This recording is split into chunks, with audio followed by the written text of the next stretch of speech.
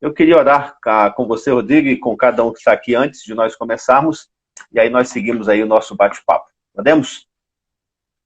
Amém. Deus, nós louvamos o teu nome e somos gratos pelo privilégio de estarmos aqui hoje reunidos e pedimos a tua direção e a tua orientação. Em um dia, para nós aqui em São José dos Campos, frio e chuvoso, mas para alguns, ó Deus, em outros que o Senhor, indiferente da temperatura, indiferente do estado, indiferente de onde nós estamos agora conectados, o Senhor tem nos abençoado. E o nosso pedido é que esse realmente seja um momento de crescimento para a nossa vida e momento de entendermos como podemos ser mais úteis no reino de Deus. É o que nós pedimos no nome de Jesus. Amém. Amém. Rodrigo, obrigado, cara, pelo seu tempo aí, né, num dia de feriado, então finalzinho de feriado, talvez aí pegando você, como você disse, aí, se preparando para mais uma etapa de viagem, mas podemos conversar um pouco. E eu queria te pedir, Rodrigo, que você se apresentasse, falasse aí um pouquinho para a gente, né, conhecermos um pouco mais de você, de onde você é, de onde você está falando, onde você serve, para nós entendermos um pouco mais aí antes de começarmos a conversar sobre aí o sertão.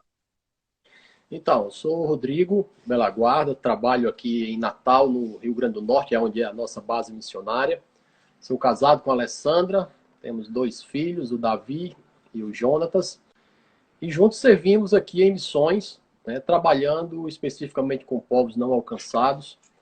E aqui no Brasil, mais fortemente na região do Sertão Nordestino, entre as cidades menos alcançadas do Sertão. A nossa base missionária ela está aqui na Grande Natal. Né? Nós estamos situados ali próximo ao aeroporto, aqui em Natal. E daqui nós realizamos os treinamentos.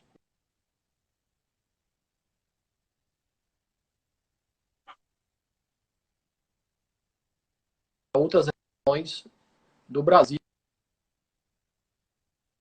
né? No oeste da África, em regiões ali em Rondônia. Enfim, nós trabalhamos e queremos alcançar os povos não alcançados e para isso que nós temos.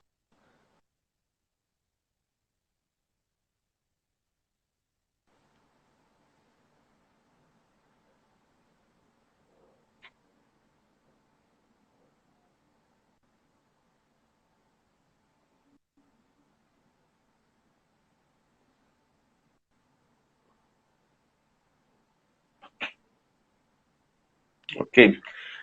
Rodrigo, e fale para a gente também um pouquinho sobre a MEF, né, que é a missão que vocês têm trabalhado e que têm desenvolvido aí no Rio Grande do Norte.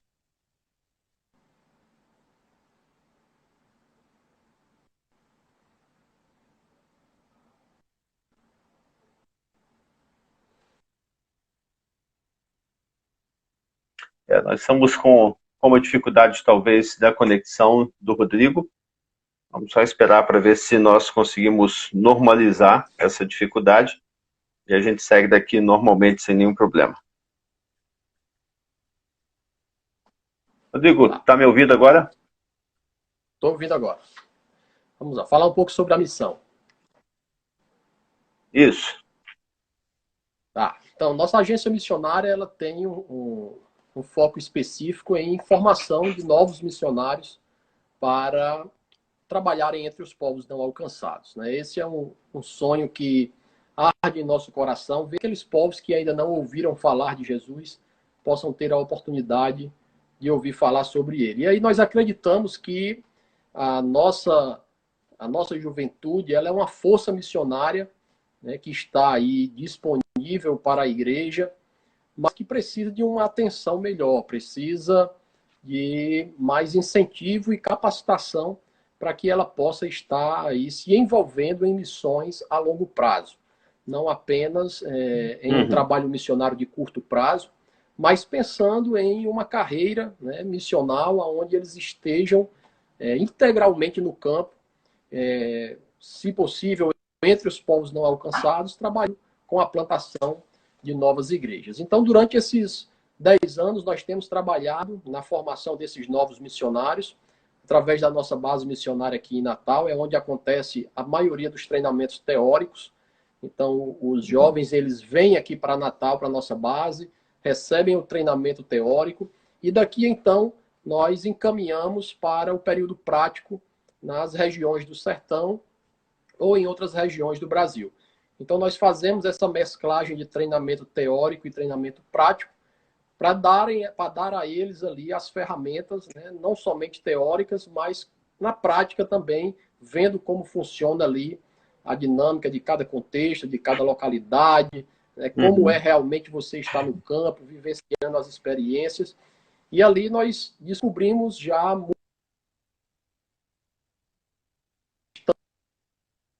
antes no campo missionário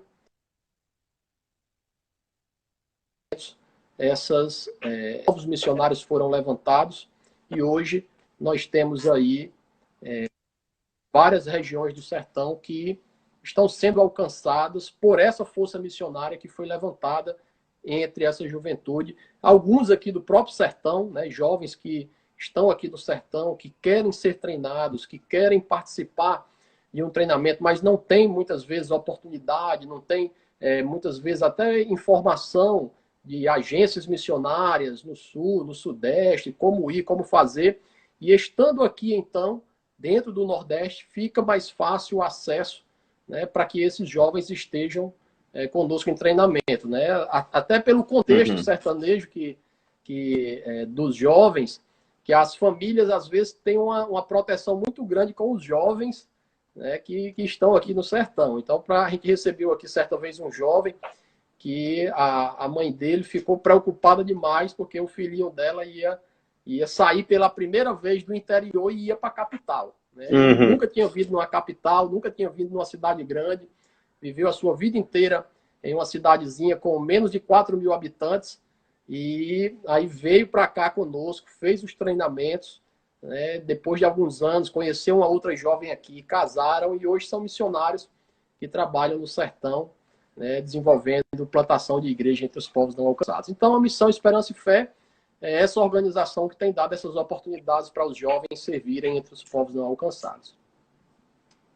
Legal, fico feliz em ver que a possibilidade de jovens estarem tanto conhecendo, né, um pouco mais a sua realidade, do seu contexto, alguns que já estão aí no sertão nordestino, e outros também que podem conhecer, na verdade, o sertão e entenderem um pouco mais essa realidade. Mas, Rodrigo, eu queria te dar um tempo aí para nós ouvirmos um pouco mais sobre realmente o sertão, porque quando a gente fala de sertão, nós estamos falando aí de Nordeste, né? Nós estamos abrangendo 9 estados, nós estamos falando de uma população de aproximadamente 50 milhões de pessoas, a segunda região mais populosa do nosso país, e às vezes nós não conhecemos muito esse contexto, não entendemos como nós podemos de verdade sermos efetivos dentro desse contexto. Então, você que já tem tido a experiência e tem trabalhado já há alguns anos, né, dentro especificamente do sertão e trabalhando juntamente em todo esse contexto de Nordeste, eu queria que você nos ajudasse a pensar um pouco sobre o tema que nós começamos a trabalhar hoje, que é justamente Jesus para o sertanejo. Como que nós podemos pensar nesse contexto e dentro da sua visão, como que isso pode ser uma realidade para as nossas igrejas em outras regiões do Brasil? Então, quando falamos de missões no Nordeste brasileiro, nós temos duas realidades diferentes.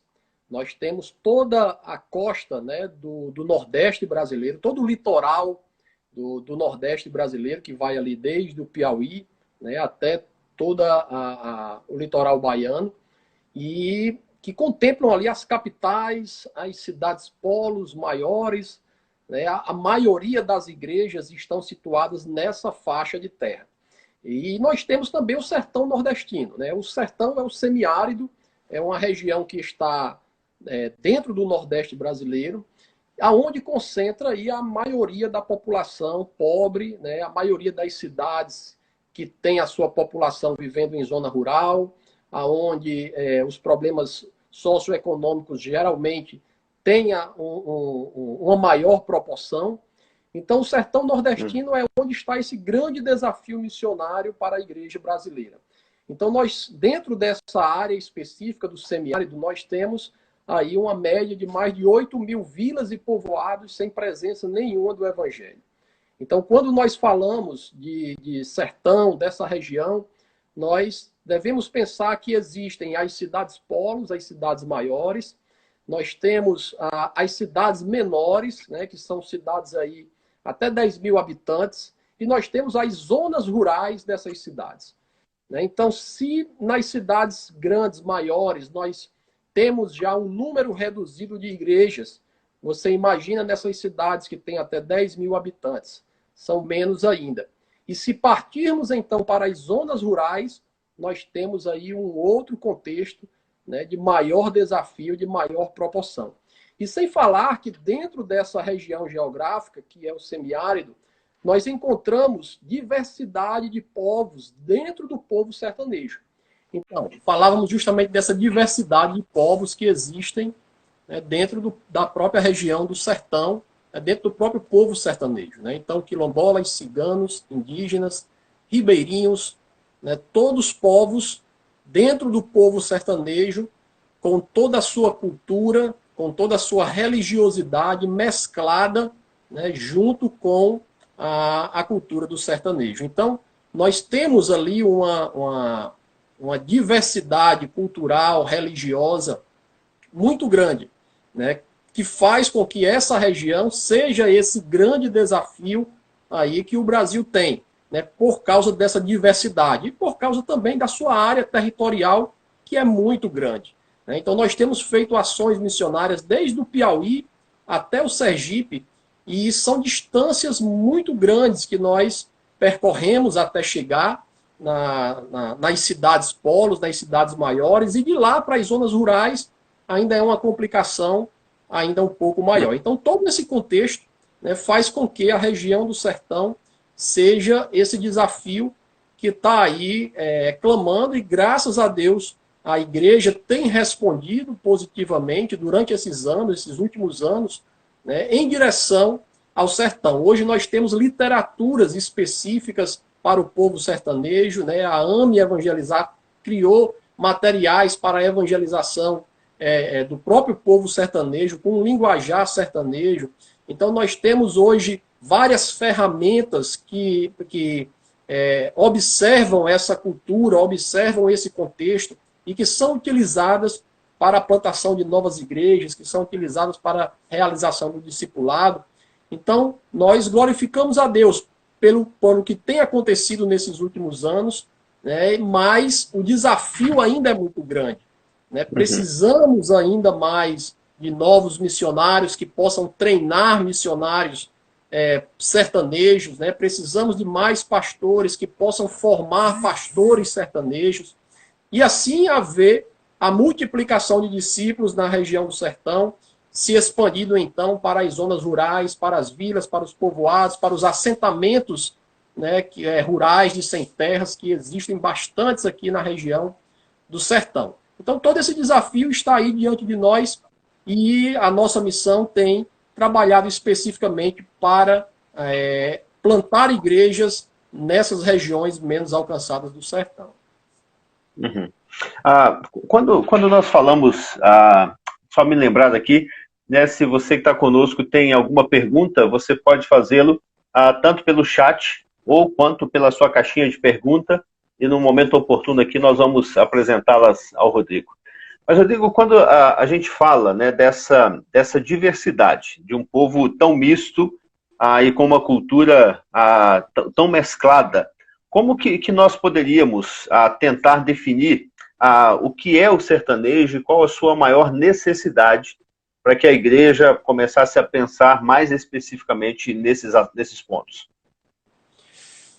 Quando a gente fala de necessidade e fala de sertão, a gente tem diversas áreas que clamam fortemente. Né? Então, nós temos uma região semiárida, com pouca água, nós temos uma região com uma discrepância social muito grande, né, entre as zonas urbanas e as zonas rurais, e nós temos um contexto religioso também muito forte aqui dentro do sertão.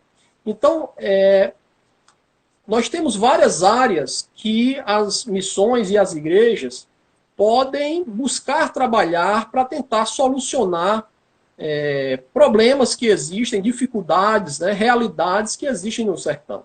Então, hoje, existem missões que trabalham especificamente com a perfuração de poços para tentar trazer água, né, potável, ou pelo menos água que dê ali para o consumo diário para as famílias, né, suprindo aí uma realidade da falta de água em muitas cidades. Nós trabalhamos aqui em uma cidade chamada Riachão, na Paraíba, que quando é o período da seca, existe uma única fonte de água na cidade, onde tem um poço que a prefeitura furou, e lá, na quarta-feira, as pessoas iam buscar água naquela fonte. Então você via uma fila de balde um dia antes, né? As pessoas já deixavam ali os seus baldes guardando, né, o seu lugar, uma fila gigantesca, para que no dia seguinte cada família fosse lá e pegasse 2 baldes d'água para poder suprir a sua necessidade básica mesmo, que é 2 baldes d'água,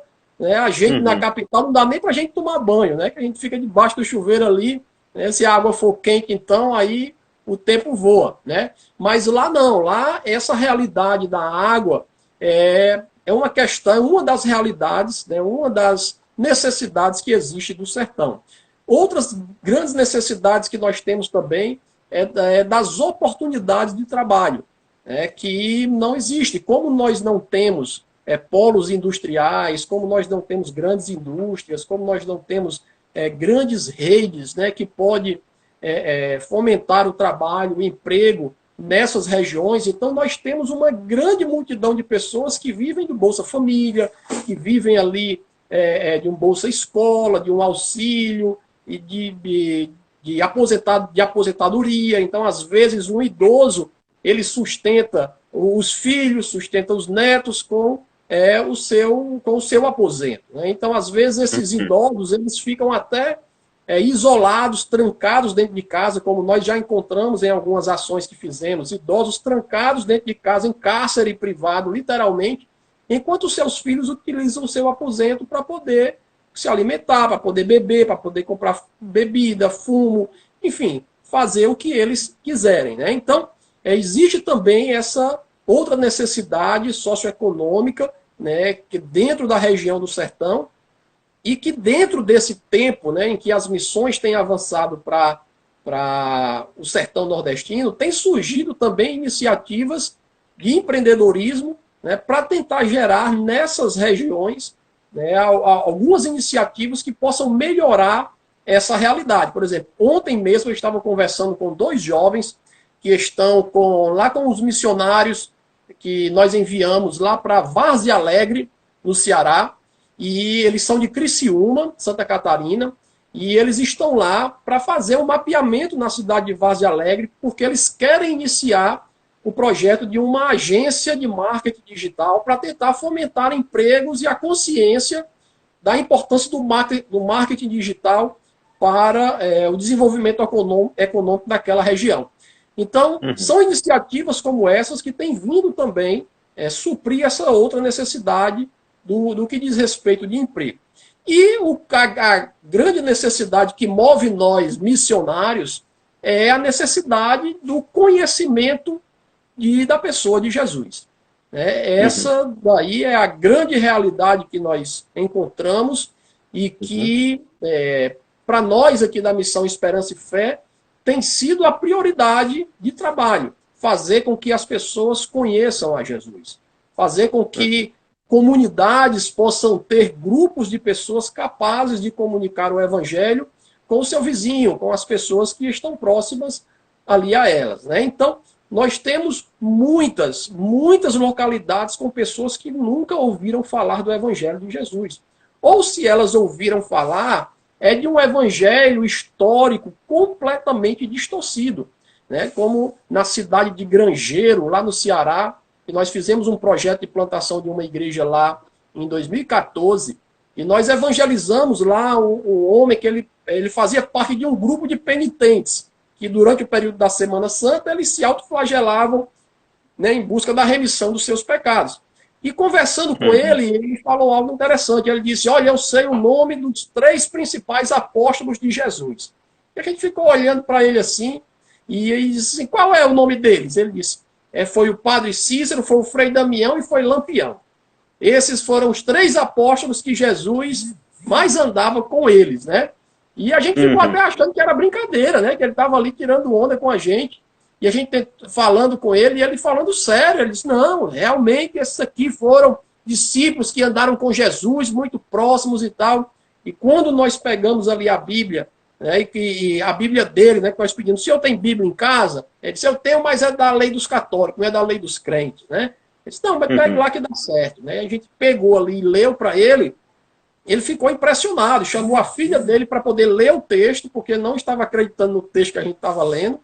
Ela leu o texto para ele, e ali ele ficou assim, maravilhado com essa verdade que ele não sabia, né, e que tinha chegado agora até ele, porque o que ele tinha recebido dos pais, dos avós, era aquela informação, então aquilo era a verdade para ele.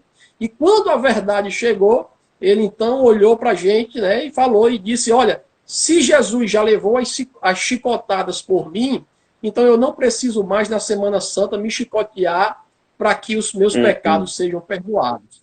Né? E ali nós tivemos um momento muito especial, aonde aquele homem entregou a sua vida a Jesus, e a gente teve a oportunidade de orar ali junto com ele. Então, das várias necessidades que existem no sertão nordestino, o conhecimento do Evangelho, eu acredito que é a que mais impacta o coração das pessoas que vêm aqui no sertão trabalhar. Né? Quando chegam e se deparam com aqueles que nunca ouviram falar de Jesus, as pessoas dizem, como isso pode acontecer dentro do Brasil? Né? Dentro do Brasil, como que ainda existem pessoas que não conhecem a Jesus? Pois bem, existem muitas pessoas que ainda não conhecem a Jesus. Sim, a gente fala aí de regiões, né, e cidades com menos de 3% de pessoas que têm o entendimento da verdade de Jesus. Nós estamos fazendo uma comparação com números de países fechados, de países onde a perseguição ao evangelho é uma realidade, mas nós estamos falando de um contexto brasileiro, né, de uma região que é aberta ao evangelho, de uma região que não há nenhum impedimento. Mas só, Rodrigo, que a gente se depara, um dos exemplos que você deu aí desse senhor, são exemplos do impedimento do evangelho chegar por causa de tradição histórica, por causa de um evangelho que é passado oralmente, que as pessoas não têm acesso à leitura, as pessoas não foram alfabetizadas. E como que a igreja, né, como que nós, como igreja de Jesus, podemos agir dentro desse contexto?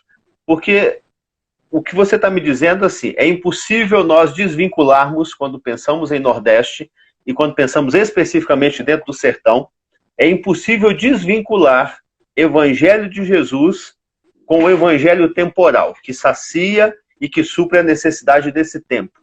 Né? Mas como levar essa esperança viva de Jesus em meio a todas essas necessidades físicas?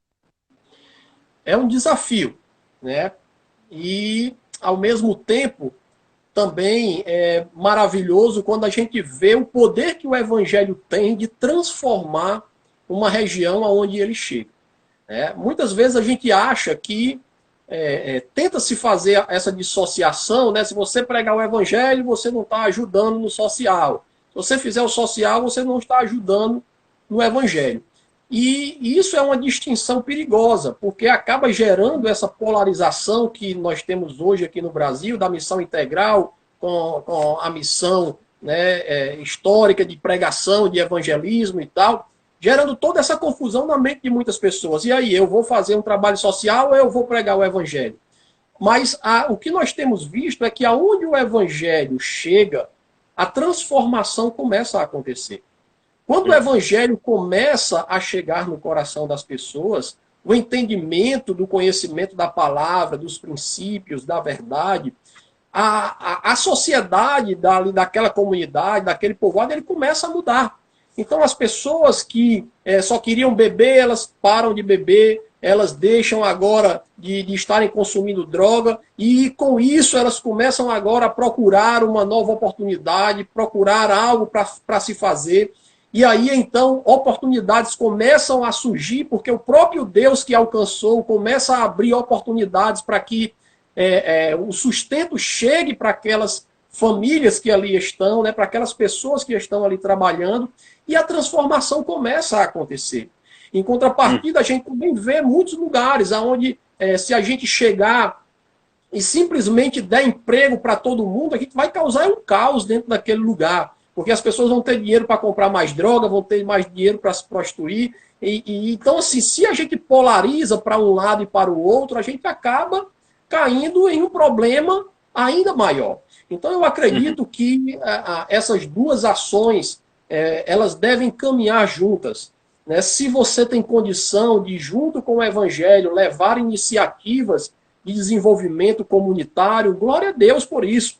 Mas se você não tem, leva o Evangelho, porque o Evangelho, por si só, ele também vai gerar vida naquela comunidade, vai gerar transformação, vai gerar oportunidades, e Deus vai trazer as novas estratégias e as novas oportunidades para que haja um desenvolvimento naquela comunidade. Então, quando a gente fala dessas cidades menores, eu tenho aqui um joguinho de cartão, né, das cidades menos alcançadas do sertão. Foram 30 cidades que foram mapeadas, do Piauí até o Sergipe, né, se pegou ali, tirou algumas cidades, até 15 mil habitantes, e eu visitei todas essas 30 cidades pessoalmente, fui em cada uma delas, conversei com todos os pastores, fui nas zonas rurais, o que tinha quilombola, nós fizemos todo um mapeamento. Depois, quem quiser, essa pesquisa que nós fizemos, depois me manda uma mensagem aí no direct, aqui do meu Instagram, que eu envio para você toda essa pesquisa que nós fizemos sobre essas cidades menos alcançadas do sertão.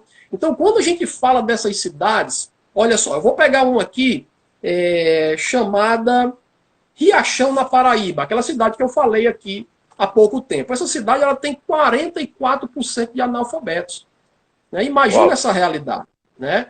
E quando a gente chega nessas cidades, a gente vê, por exemplo, alguns projetos de alfabetização que as escolas realizam, né?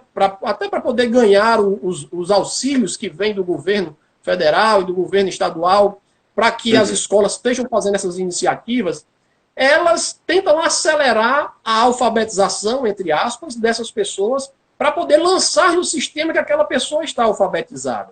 Para que, então, se consiga diminuir esse número e conseguir, então, mais recursos por estarem diminuindo, entre aspas, essa alfabetização. Mas quando a gente chega na cidade, a gente vê que a realidade é muito maior do que essa. Então, se você pega 44% de analfabetos numa cidade, se isso é o que está registrado oficialmente, isso é muito mais na realidade.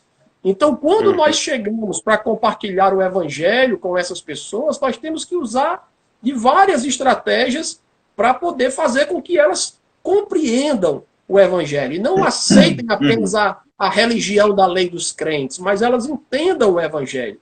E aí hoje nós temos muitas ferramentas que nos auxiliam nesse processo, que nos ajudam, né, a transmitir oralmente, né, o Evangelho para essas pessoas. E em contrapartida, os missionários também devem estar preparados, capacitados com ferramentas de alfabetização, para que dentro desse processo de evangelismo eles possam também contribuir com a alfabetização. Então, os missionários que são treinados aqui na nossa organização recebem treinamentos para poder utilizar a Bíblia, por exemplo, como forma de alfabetização.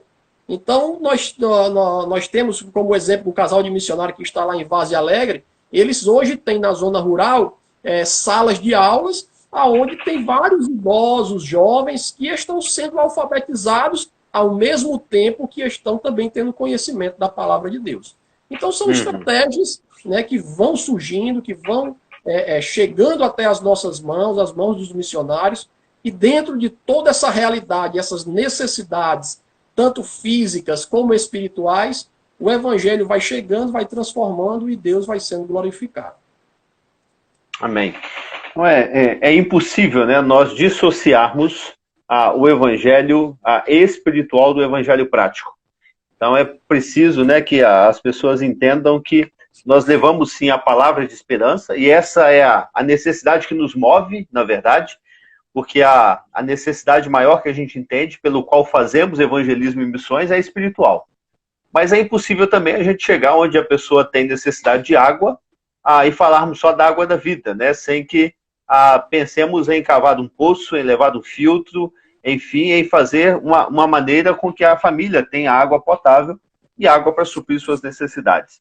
Mas diante de tantas questões, Rodrigo, acho que se a gente fosse ficar aqui mencionando dificuldades e desafios, talvez a gente ficasse a noite inteira.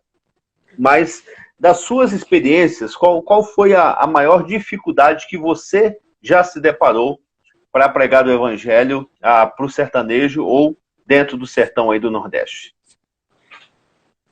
Eu sempre falo que uma das maiores dificuldades que nós temos para estabelecer o evangelho, para poder ali fazer discípulos de Jesus nas cidades ou nas localidades onde nós vamos trabalhar, é o relacionamento que essas pessoas já tiveram com a igreja protestante, vamos dizer assim, daquelas localidades. Isso é interessante, porque os que são religiosos, católicos, dentro do contexto sertanejo, aqueles que são de qualquer outra religião, eles estão bem abertos para ouvir do evangelho. Mas por causa dos relacionamentos machucados, né, por causa do mau testemunho, por causa daquele evangelho que escraviza, né, literalmente as pessoas, não pode isso, não pode usar saia, você não pode falar com as pessoas na rua, você não pode falar com um bêbado, você não pode falar com uma pessoa que está fumando na rua. Então isso causa nas pessoas uma aversão, né, a qualquer tipo de coisa que se diga crente, né, que se diga evangélico. Então quando nós chegamos com as nossas equipes nas cidades, nós procuramos nos primeiros dias tentar entender um pouco do contexto daquela localidade e muitas vezes nós nos apresentamos como discípulos de Jesus. Você é o quê? Vocês são evangélicos? Vocês são crentes? Aí a gente diz, não, nós somos discípulos de Jesus. Certa vez nós falamos isso e tinha um pastor local que estava lá conosco e depois ele veio falar comigo e ele, assim, com muita raiva, né, dizendo, rapaz, como é que você diz um negócio desse? Porque nós chegamos numa casa e a mulher perguntou se vocês eram crentes, vocês disseram que nós não éramos, que vocês não eram e tal, que eram discípulos de Jesus. E eu disse para ele, olha, pastor, o senhor já ouviu falar de algo chamado cosmovisão? A cosmovisão é a visão que cada pessoa tem do mundo. Essas pessoas que estão aqui no sertão, elas têm uma cosmovisão do que é ser crente. Ser crente é aquela pessoa que passa na rua, não fala com ninguém, não dá bom dia, não dá boa tarde, não dá boa noite. É aquele cara que passa num bar, que vê as pessoas bebendo e vai lá para o outro lado da rua. É aquela pessoa que não deixa os seus filhos brincar com os filhos de quem não é crente. Então esses são os crentes dentro dessa cosmovisão. E eu pergunto, dentro desse entendimento, você é crente? E o pastor olhou e disse, não, se for para ser assim, eu não sou crente. Eu disse, justamente, é isso que nós estamos querendo mostrar para essas pessoas. Se nós chegarmos se mostrando para ela com uma nomenclatura que somos iguais àquelas pessoas que dão mau testemunho, elas não vão nos receber. Mas quando a gente diz, olha, nós somos discípulos de Jesus e não estamos mentindo, porque verdadeiramente somos discípulos de Jesus, nós temos a oportunidade de mostrar para ela quem é Jesus. E isso é muito interessante, porque certa vez nós chegamos em uma casa e a dona Salete, né, não me esqueço do nome dela, a recepção dela foi assim. Ela disse, olha, se vocês forem da lei dos crentes, vocês podem pegar o beco daqui, porque eu não quero ouvir nem falar dessa lei de vocês aqui. E aí a gente disse, não, tenha calma, nós somos discípulos de Jesus. Né? E ela disse, o que é isso, discípulo de Jesus? E aí a gente foi falar disso, discípulos de Jesus são aqueles que seguem a Jesus. O filho da Virgem Maria, a senhora sabe quem é? Ela disse, eu sei quem é. Eu disse, então, justamente, nós somos discípulos desse Jesus, filho de Maria, que cresceu, que caminhou aqui nessa terra, que pregou o amor para as pessoas e disse também para a gente que a gente fosse e pregasse o evangelho a toda criatura. E ela disse, olhou, disse, tá bom, pode entrar. E nós entramos na casa dela e ficamos ali alguns dias naquele povoado, procurando uma casa para se hospedar. Ela hospedou a nossa equipe de missionários, nós passamos ali vários dias utilizando a garagem dela como lugar de hospedagem, porque no povoado ninguém queria nos receber. E nos últimos dias que nós estávamos lá, foi muito interessante, porque nós estávamos sentados na calçada, e aí passou um cara de moto, parou e olhou para ela assim e disse: Dona Salete, a senhora disse que nunca ia receber um crente na sua casa, e hoje eu estou vendo aí um bocado de crente aí sentado com a senhora. Aí ela olhou para ele e disse: não, aquilo ali eu estava falando era dos testemunhos de Jeová. Esses aqui não, esses aqui são discípulos de Jesus, né? São crentes em Jesus. Então a cosmovisão mudou, o entendimento mudou dessas pessoas. Uhum. Então isso são estratégias, são formas de conseguirmos vencer essas barreiras. Então, enquanto nós temos essa barreira, né, dessa cosmovisão que as pessoas, que o sertanejo tem a respeito da lei dos crentes, que é uma barreira muito forte para nós conseguirmos vencermos. Quando nós passamos por essa barreira, aí nós nos deparamos com a barreira da religiosidade, né, dos ritos, de todo o contexto em que aquelas pessoas vivem, e que aí leva tempo para poder as coisas mudarem, leva tempo para que as pessoas passem a ter o entendimento, passem a ter o conhecimento. Eu lembro de uma senhora, uma família, que um missionário estava acompanhando aquela família durante um ano. Eles iam lá todos os dias à tarde, tomar um cafezinho com eles, falar de Jesus. E ela dizia: não, nós não somos da lei dos crentes. E ela dizia: não, não tem problema, nós só queremos falar de Jesus. E depois de um ano se passou dessa comunhão, a parede da casa dela era cheio, lotado de imagens de escultura. E um dia à tarde os missionários chegaram na casa dela e ela disse: olha, eu queria que vocês, por favor, me fizessem um favor. Pegassem essas imagens de escultura e tirassem da minha sala. Porque hoje à tarde, quando eu passei aqui nessa sala, eu senti algo muito ruim. E eu queria que vocês tirassem essas imagens aqui da sala. E aí os missionários me ligaram, eu disse: olha, pega cada imagenzinha dessa com cuidado.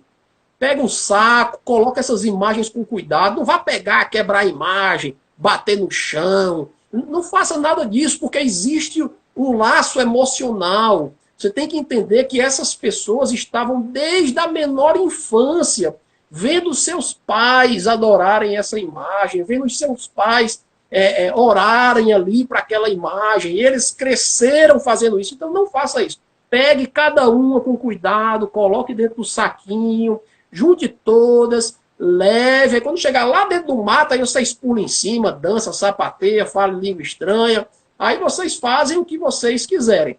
E assim, depois de um ano, foi que eles conseguiram ali ter essa resposta daquela família.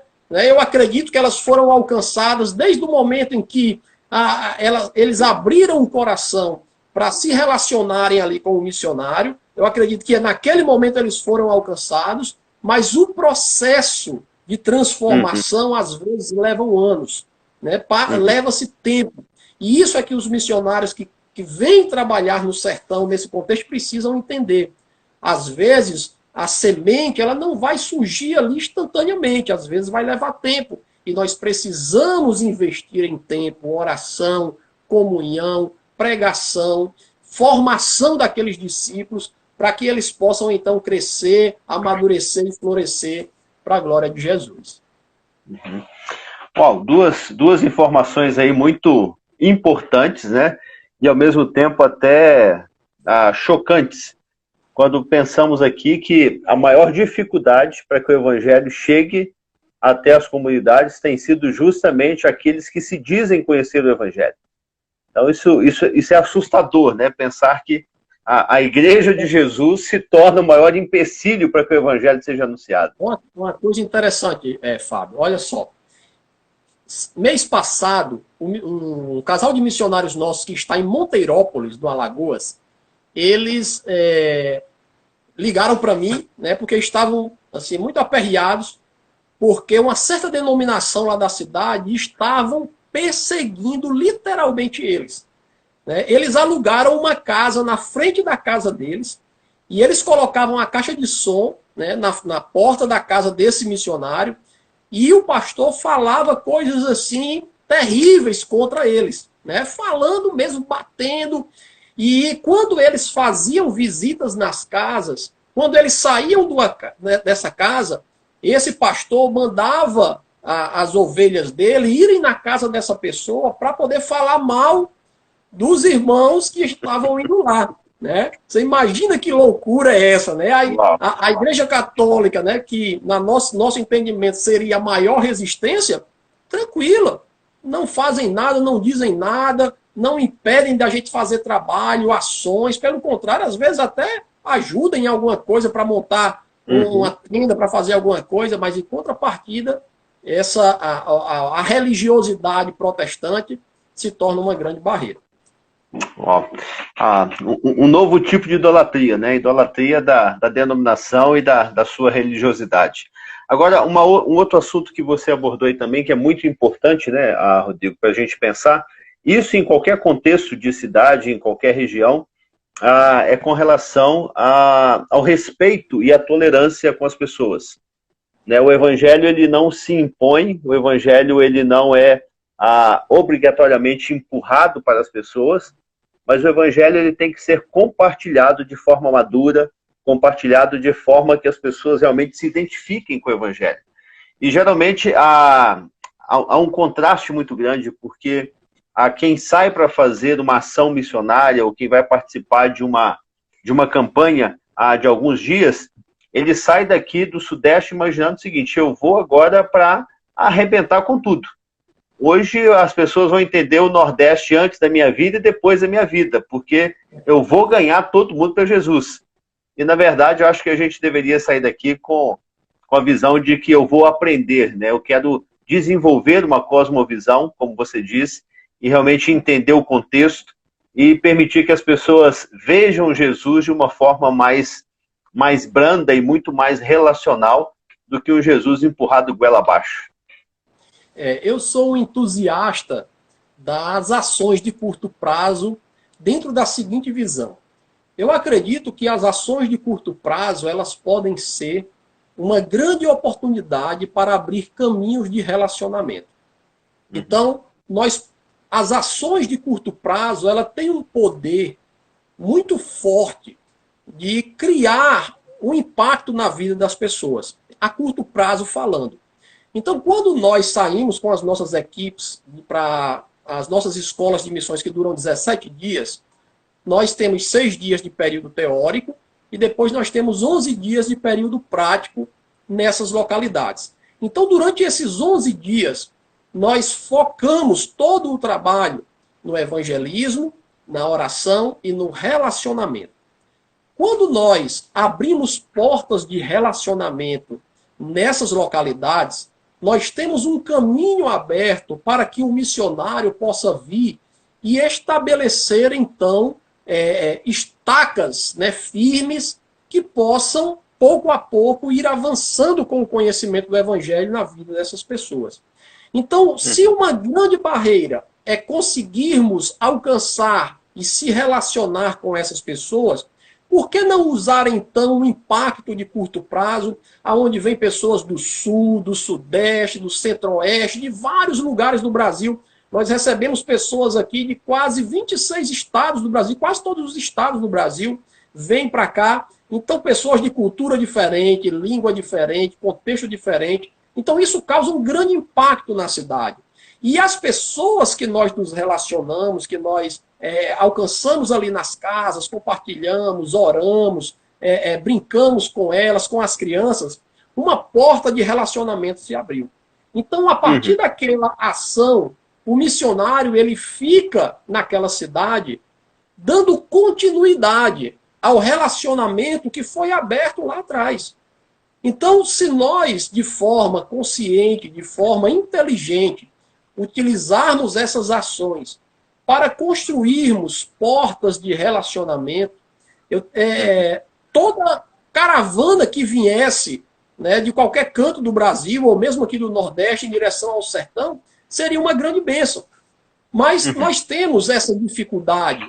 Né? Muitas vezes nós achamos que vamos chegar naquela cidade ali e transformar completamente a realidade daquelas pessoas em 2, 3, 4 dias. Né? E assim, não é assim que acontece. Deus pode fazer? Lógico, Deus pode fazer, Deus pode abrir o mar. né? Mas não é toda a vida quando alguém quer passar de um lado para o outro do mar que o mar se abre, né? Não é assim que funciona, né? Não é uma caixinha de promessa que você utiliza na hora que você quer. Deus, ele tem o controle. E o que nós temos visto durante esses anos, né, no sertão é essa realidade. É gastar tempo, é você estar ali investindo em relacionamentos, é você estar investindo ali em comunhão, né, crendo que a semente está nascendo, mesmo quando seus olhos estão vendo aquela pessoa continuando indo ali para a missa, ela continuando indo ali rezar o seu terço, orar para a sua imagem, mas se ela está abrindo a porta para você estar lá toda semana, lendo a palavra com ela, compartilhando da palavra com ela, opa, peraí, existe algo diferente que aconteceu, existe algo que Deus fez, né, quebrando ali essa barreira do distanciamento. E aí sim, nós precisamos investir tempo, paciência, evangelho, palavra, para ver esse fruto crescer para a glória de Jesus. Amém, cara. E eu acho que isso até responde já quase uma pergunta que foi colocada aqui, que era como acontece depois o discipulado com as pessoas que se convertem. Então você está me dizendo que as ações elas acontecem em um determinado contexto ou comunidade, mas depois há um missionário que fica nesse contexto ou nessa comunidade já para dar seguimento àquilo que o impacto foi feito. Isso mesmo. Quando nós temos dois tipos de ação a longo prazo que nós fazemos. Essa de curto prazo, ela pode ir apoiar alguma igreja que já esteja plantando igreja em uma localidade, mas está com dificuldade, não está conseguindo ali abrir um caminho, abrir uma porta, não consegue alcançar ninguém. Então a nossa equipe vai fazer esse impacto para abrir esses caminhos para que aquela igreja que está nos recebendo possa dar continuidade. Mas quando nós vamos desenvolver o projeto de plantação de uma igreja, então é uma sequência exatamente como essa que eu estou falando. Nós fazemos a ação de curto prazo, abrimos os caminhos de relacionamento, em seguida o missionário continua esse trabalho de relacionamento com essas pessoas. Algumas vezes nem se aluga ainda templo, salão, para botar cadeira, caixa de som, não. Ainda está tudo acontecendo ali nas casas, visitando aquelas famílias que nós visitamos, acompanhando ali aquelas pessoas, e à medida que elas vão amadurecendo, vão tendo entendimento do que é congregado, do que é se reunir, então se parte para um local físico onde nós vamos reunir essas pessoas. Mas basicamente a ação é curto prazo, nós vamos lá, impactamos, abrimos caminhos de relacionamento. Em seguida, o missionário vem e dá continuidade a esses relacionamentos com essas pessoas. Uma coisa que é interessante, quando nós fazemos em parcerias com algumas igrejas, nós precisamos antes trabalhar bastante a consciência da igreja. Isso é interessante. A gente precisa trabalhar o entendimento dele do que será a ação e de quais as responsabilidades deles pós a ação e de como eles vão precisar se portar. Por quê? Muitas vezes a gente acaba o impacto e a gente tem ali aquela lista de 50 pessoas que responderam que queriam uma visita, que queriam um estudo bíblico, que aceitaram ali a Jesus, né, responderam positivamente. Você quer entregar a sua vida a Jesus? Sim, eu quero entregar a minha vida a Jesus. Então a gente anota ali, e quando a gente vai conversar com o pastor, a gente precisa explicar para eles, olha, essas pessoas, elas não são crentes, tá? Você não vai encontrar um diácono, um presbítero, essa não é a realidade. Essas pessoas, elas abriram o seu coração para a mensagem do evangelho. Então, ao mesmo tempo que nós encontramos pessoas que nós dizemos assim, você deseja entregar a sua vida a Jesus? A pessoa diz, não, eu não quero. Ok. Mas nós também encontramos pessoas que nós dizemos, você quer entregar a sua vida a Jesus? Sim, eu quero. Então, quando eu pego essas duas realidades, eu entendo que algo aconteceu naquele momento. Então, nós precisamos trabalhar esse entendimento, porque muitas vezes nós encontramos pastores que recebem equipes, outras equipes de missionários aqui nas suas cidades, e eles dizem assim, quando a equipe saiu daqui, disse que tinha 130 pessoas aceitaram a Jesus, e quando a gente foi ver, não tinha ninguém, né? Nenhuma pessoa estava ali dizendo que era crente, nada. Eu disse, justamente, porque não foi feito crentes. Foram feitos ali uma pergunta se aquele coração estava aberto para o evangelho. Agora, a formação dessas pessoas cabe a você. Você é que tem que ir lá, que é o pastor local, que é o obreiro local, que é o missionário que está lá. Você é que tem que formar Cristo nelas. Né? O nosso papel de abrir o caminho, nós fizemos. Agora você tem que formar Cristo nessas pessoas e só você que pode fazer. Então, a gente precisa ter esse jogo de cintura também. É um trabalho em conjunto, né? Tanto a organização quanto a igreja local que está atuando. E quando você fala desse movimento de jovens, Rodrigo, eu sei que vocês têm enfatizado bastante, né, essas experiências. Quando é que essas experiências, quando é que a escola funciona? Tem um período específico ou funciona em vários períodos do ano? Então, nós temos duas ações, uma de curto prazo e uma de médio prazo. A de curto prazo, ela dura 17 dias. Acontece no mês de janeiro e no mês de julho. Então, em janeiro agora, do dia 17 ao dia 23 de janeiro, do dia 7 a 23 de janeiro, nós vamos estar realizando mais uma escola de missões de curto prazo. Então, o pessoal vem, se reúnem aqui, dia 7 iniciamos o treinamento teórico e durante 6 dias compartilhamos de estratégias, de realidades, da visão e tal. E depois, em seguida, vamos para o sertão e passamos lá 10 dias desenvolvendo o projeto missionário, né, na prática. Então, essas são a ação de curto prazo, que acontece em janeiro e acontece em julho. Já nós temos uma outra ação de médio prazo, que ele dura 6 meses. É o treinamento que nós chamamos de pé de poeira. Então, ele inicia no mês de fevereiro. Em fevereiro, agora, nós estamos iniciando outra turma e vai até o mês de julho, né, até a metade do ano. Então, são 6 meses, onde nós temos 3 meses de período teórico e 3 meses de período prático, né, contribuindo com a plantação de uma igreja no sertão. Então, essas duas ações têm sido as que nós temos utilizado, tanto para descobrir novos vocacionados, ou seja, no de curto prazo nós encontramos muitos jovens que têm um chamado, que têm uma vocação, que querem se dedicar a missões, e a partir desse de curto prazo nós desafiamos para um treinamento mais extensivo, para que ele possa viver uma realidade mais próxima do campo, das necessidades, das realidades, do contexto, das dificuldades, do que é ser missionário. Né? Então, essas duas ações são as ações que hoje nós estamos desenvolvendo aqui na nossa base missionária. E se alguém quiser participar desse projeto de curto prazo, agora em janeiro, qual é o procedimento? Pode entrar lá no nosso site, né? MEF, deixa eu botar aqui, org.br.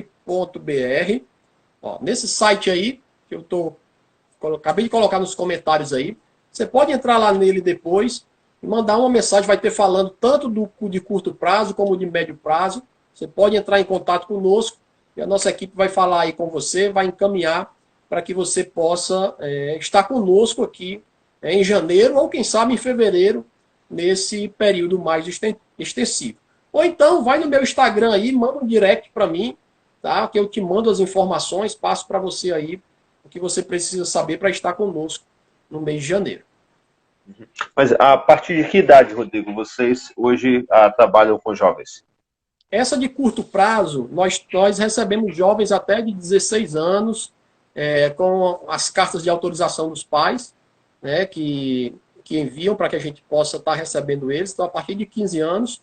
Já o de médio prazo, a partir de 18 anos, tendo aí pelo menos 3 anos, né, de que está congregando na igreja local, que tem ali a autorização dos seus pastores. Né? É importante que quem vem tenha essa carta pastoral. Nós não recebemos aqui voluntários, seja no de curto prazo ou de médio prazo, que não tenham encaminhamento pastoral.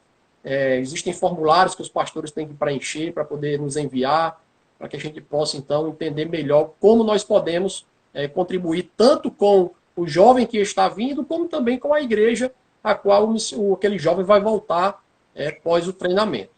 Então, de 15 anos em diante, nós estamos recebendo aqui na escola de curto prazo. Legal. E aí vocês têm toda a estrutura para hospedagem, alimentação, para que as pessoas estejam acomodadas durante esse período, ou o pessoal já aproveita e já entra no clima e fica debaixo do cajueiro e cada um se vira aí caçando seu calango para comer no dia a dia? A gente caça o calango no prático, né? Durante o período teórico, nós temos aqui na nossa base, né, os alojamentos são masculinos e femininos, né, nos de curto prazo, então fica os homens em uns quartos e as mulheres em outros. E quando nós partimos, então, para o prático, aí nós geralmente ficamos hospedados em escolas, dependendo da localidade onde nós vamos fazer o trabalho, alugamos uma casa, enfim, dependendo do contexto para onde nós vamos, é uma realidade diferente. Nós já fomos para cidades do sertão que Deus teve misericórdia da equipe, né, e nos hospedou em uma escola com ar-condicionado, né, que tinha toda uma estrutura para nós ficarmos. Mas, em compensação, já estivemos em escolas missionárias também, que fomos para alguma comunidade rural, que era uma casinha pequena que estava disponível para a gente foi lá, fogão a lenha, teve que aprender a cortar lenha, teve que aprender a fazer fogo a lenha, para poder cozinhar, para poder fazer a comida. Mas, seja de qual forma for, é uma experiência única, uma experiência maravilhosa, e que eu desafio a todos, né, que estão aí presentes participando dessa live a estarem conosco aqui em janeiro, que eu tenho certeza que vai ser um divisor de águas na sua vida. Joia, depois eu vou conversar com você, ver se eu consigo agendar 3 vagas. Eu tenho aqui 3 meninas que estão precisando viver uma experiência dessa. Amém. Vamos lá, será um prazer recebê-las. Tá certo. Rodrigo, deixa eu aproveitar aqui ainda nossos últimos minutos. Eu sei que vocês estão com um desafio, né? Eu vi que vocês têm lá no site de vocês, tem um sonho ali sendo construído. Compartilha com a gente um pouquinho aí desse sonho que a MEF tem desenvolvido aí, aquilo que está no seu coração, e como que as pessoas podem começar a orar por esse sonho e talvez se envolverem mais diretamente também com vocês. Isso mesmo. Nós, dentro de todo esse trabalho, dentro desse projeto que Deus tem colocado em nosso coração, nós temos sonhados com a construção de uma cidade, né, literalmente, a cidade das nações. É uma cidade que nós estamos construindo, e quando eu digo cidade, eu digo é uma cidade mesmo, né? É um projeto muito grande que Deus entregou aí nas nossas mãos e colocou no nosso coração para realizá-lo nesses próximos 20 anos, né?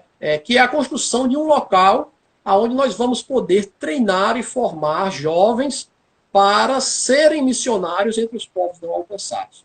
Então, não só jovens aqui do Brasil, mas também de outras partes do mundo, nós estaremos, né, recebendo aqui nesse centro de treinamento para formá-los e, em seguida, eles serem encaminhados para outros lugares para a pregação do Evangelho. E dentro desse lugar, nós temos também outras estruturas que serão construídas, como, por exemplo, uma casa de acolhimento para pastores e líderes que estão em esgotamento. Nós temos já algumas aqui no Brasil, aqui em Natal mesmo, nós temos uma que nós estamos em parceria com elas, que é o Limiar. O pastor Neto tem feito esse trabalho com pastores, com missionários que estão em esgotamento, depressão, e tem cuidado deles ali durante um período de 15 dias, e tem sido transformador para a vida dessas famílias que têm sido cuidadas. Então, nós vamos construir uma casa naquele lugar, aonde nós vamos poder realizar esses trabalhos. Então, junto com o pastor Neto, nós estamos ali traçando as estratégias para poder construir essa casa, né? E nós queremos logo, logo ter ali uma estrutura para receber esses pastores e líderes para serem cuidados, para que eles possam retornar para o campo missionário, para suas igrejas locais, curados, sarados, para darem continuidade ao trabalho. Ou um espaço também de lazer, onde nós vamos ter piscina, área para academias, para trabalhar com as pessoas da própria comunidade onde a nossa base está. Vamos ter também um residencial, onde nós queremos construir alguns alojamentos, casas para missionários, principalmente pensando naqueles missionários de carreira que chegam no final da sua vida e não têm uma casa para morar, dedicaram a sua vida inteira ao campo, passaram a sua vida inteira trabalhando, e hoje já na sua maioridade, eles não têm uma casa, não têm um local onde eles possam viver. Então nós queremos ter esse local, né, onde esse missionário já idoso possa ir ali com a sua esposa, ficar ali, se hospedar, contribuir com a formação de novos missionários, né? Ou seja, eles não vão ficar obsoletos dentro da obra missionária, né? Pelo contrário, todas as suas experiências podem contribuir com a formação de novos missionários. Então, é um projeto bem amplo, bem extenso, e que já estamos, na verdade, construindo esse local. Né? Estamos na parte da construção dos alojamentos do centro de treinamento. Nós hoje construímos lá.